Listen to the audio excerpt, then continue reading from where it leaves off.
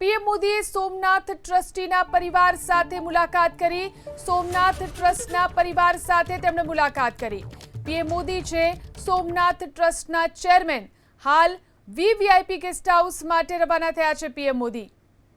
તો પીએમ મોદીએ આજે ટ્રસ્ટીના પરિવાર સાથે પણ મુલાકાત કરી। સોમનાથ મંદિરના ટ્રસ્ટી પરિવાર સાથે તેમણે મુલાકાત કરી।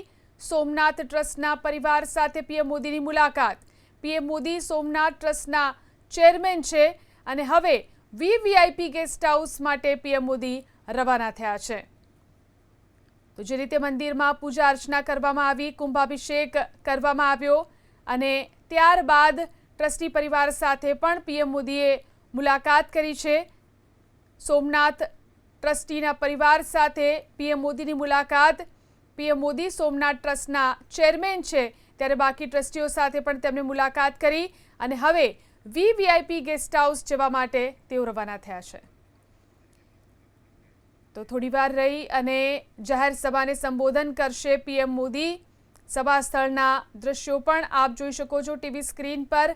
સભા સ્થળ પર થોડીવારમાં પહોંચશે પીએમ મોદી અને અહીં સભાને સંબોધિત કરશે।